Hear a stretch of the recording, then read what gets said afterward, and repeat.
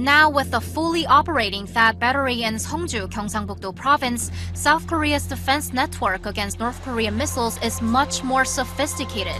Seoul's defense ministry says THAAD covers a much wider area compared to the current Patriot missiles and therefore will fill up the vacuum in military capability until South Korea fully develops its KAMD, or Korean Air and Missile Defense System. THAAD is capable of intercepting incoming missiles at high altitudes of 40 to 150 kilometers, while PAC-3 hits missiles at 15 to 40 kilometers off the ground, and PAC-2 covers altitudes below. Such a multi-layered system will grant several opportunities for South Korea and the US to intercept incoming North Korean missiles. But experts still point out that missiles from Pyongyang may fly over a much shorter range and therefore fall before THAAD can actually detect them and intercept them. They also say having only one THAAD battery can't block numerous missiles flying from Pyongyang simultaneously. If we want a preemptive strike against North Korean missiles, then we need to know exactly where the regime plans to fire its missiles from, which means we need more satellites for detection. Defense authorities should also consider ways to nullify the North's missile capabilities through cyber attacks or interference by electromagnetic pulses. South Korea is still working to complement its current defense network and significantly bolster its own missile defense capabilities, namely called Three-Pillar Defense System. Defense Minister Song Young-moo laid out options such as the purchase of SM-3 interceptors, an anti-ballistic missile system similar to THAAD, but one that can shoot down missiles at higher altitudes and over a longer range. That missile defense system is perceived as a security threat by China, and the country has been carrying out visible economic retaliation measures against Seoul to express its discontent and possibly force Korea to not deploy the system at all. As if such measures haven't done enough damage to Korean firms in China, according to our Yoon Shin, Beijing is stepping things up a notch, moving to end an automobile partnership. Take a look. China has long opposed South Korea's move to install the U.S. anti-missile battery THAAD, and Chinese local media now hints that the nation's latest retaliatory measures could lead to a possible termination of a long-time business partnership. Citing an industry insider, Chinese daily Global Times reported that state-owned enterprise Bike Group is, quote, fed up with its Korean partner Hyundai Motor's greed and arrogance, and that officials at Bike are determined to solve the issue, even if that might risk them losing their 15-year-old joint venture, Beijing Hyundai Motor Company. Hyundai Motor officials denied the report and criticized its malicious intent. Korean automobile giants suffered a sharp downfall in demand from China, with Hyundai Motor sales dropping nearly 41% over the first half of this year compared to the previous year, and Kia Motor sales plunged to less than 50%. The losses are largely due to the world's second-largest economy's boycott campaign against Korean products, one of its series of retaliatory actions against Seoul's decision to deploy THAAD. Beijing's foreign ministry repeatedly claimed that the missile defense mechanism undermines the region's strategic balance.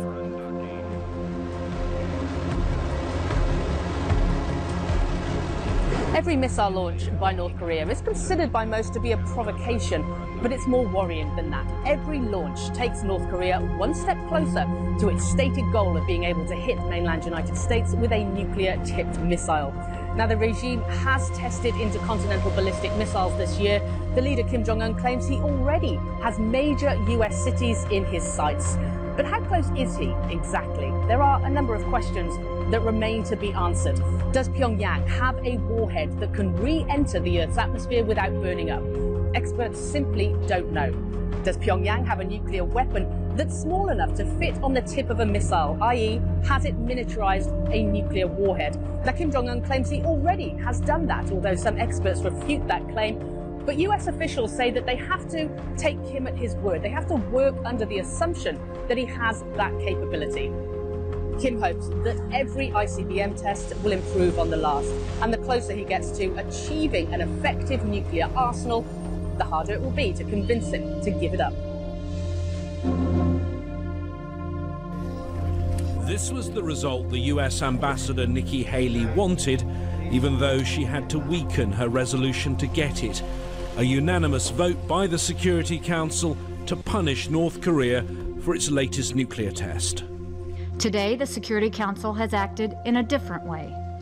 Today, we are attempting to take the future of the North Korean nuclear program out of the hands of its outlaw regime. China and Russia may have voted for the resolution, but both said it was only part of the solution. The US and South Korea, they said, should stop military exercises and remove the THAAD missile defense system, and there should be new talks. It's a big mistake to underestimate this Russia-China initiative. It remains on the table at the Security Council, and we will insist on it being considered. Today's resolution would not have happened without the strong relationship that has developed between President Trump and Chinese President Xi, and we greatly appreciate both teams working with us.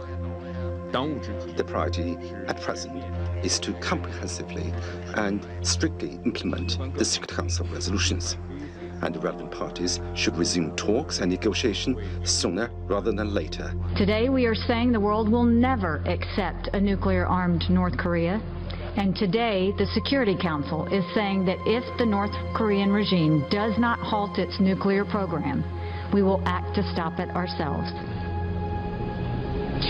Now, this resolution is a significantly watered-down version of an earlier draft. That draft called for freezing the assets and a travel ban on Kim Jong-un. It also called for halting all oil sales to North Korea. That is now out. The new version restricts how much refined oil and crude that member states can sell to North Korea. The resolution also targets Pyongyang's pocketbook, halting the export of all textiles. This weekend, Kim Jong-un held a banquet to honor those who helped make his country a nuclear power. And today, the country's Foreign Ministry issued a statement lashing out at the U.S. for sponsoring the latest resolution, saying in part, and I quote, "In case the U.S. eventually does rig up the illegal and unlawful resolution on harsher sanctions, the DPRK, the Democratic People's Republic of Korea, shall make absolutely sure that the U.S. pays a due price." It's pretty clear that the US had wanted to push through a much tougher resolution. This is the text that was voted on by the Security Council, but Al Jazeera's obtained an earlier version that was circulated last week. By comparing the two, you can see the items that the US had to drop to get Russian and Chinese support. The original draft included a total ban of sale of oil, petroleum and gas to North Korea. That was changed to some restrictions on sales.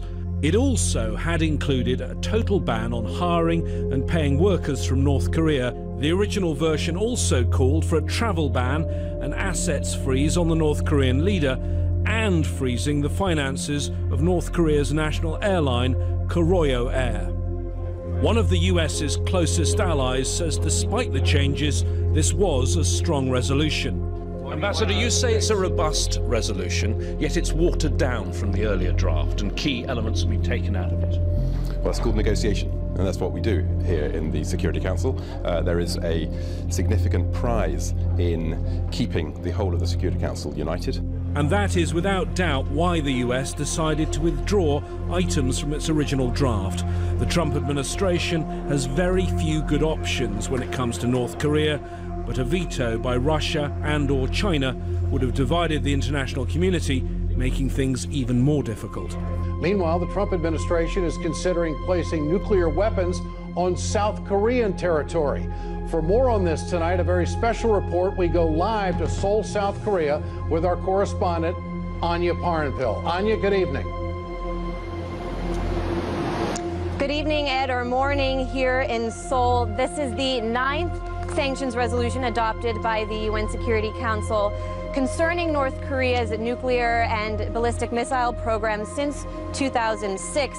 As you mentioned, it includes an outright ban on textile exports and a cap on crude imports to the country, both of which will undoubtedly impact Beijing, considering China sends North Korea most of its crude oil, and about 80% of textile exports from North Korea go to China as well. Additionally, the resolution imposes a ban on condensates and natural gas liquids, a cap of 2 million barrels a year on refined oil petroleum products, and will limit crude imports to their current levels. An earlier version, as you mentioned, was a little bit more extreme, but it was clear China and Russia would not go along with a resolution which included an outright embargo of oil imports to the country and sanctions which personally targeted North Korean leader Kim Jong-un. As you can imagine, however, Pyongyang is not happy about these sanctions, releasing a very strongly worded warning before the vote even took place, stating, quote, "The forthcoming measures to be taken by the DPRK will cause the U.S. the greatest pain and suffering it had ever gone through in its entire history," adding, "The world will witness how the DPRK tames the U.S. gangsters by taking a series of actions tougher than they have ever envisaged." Now, to get some perspective on the government in Pyongyang, I spoke with a member of the National Assembly here in Seoul to ask him what exactly drives the government north of the border, why they see these weapons as vital to their survival. Take a listen to what he had to say. They saw Libya, and Iraq collapsed. They think they collapsed because they don't have any nuclear weapons. If they have nuclear weapons, United States were hesitant to invade them, especially Iran, because they have nuclear weapons, and they think U.S. will hesitate to, invade them. That's their thinking. This week, a delegation of opposition lawmakers from Seoul will be visiting Washington, and this comes just after a few days ago it was announced opposition lawmakers in the National Assembly are including U.S. tactical nuclear weapons in their 2018 budget proposal. I asked Mr. Ha if he supported this action and how it would make Koreans safer. I don't agree with them. I don't agree with them.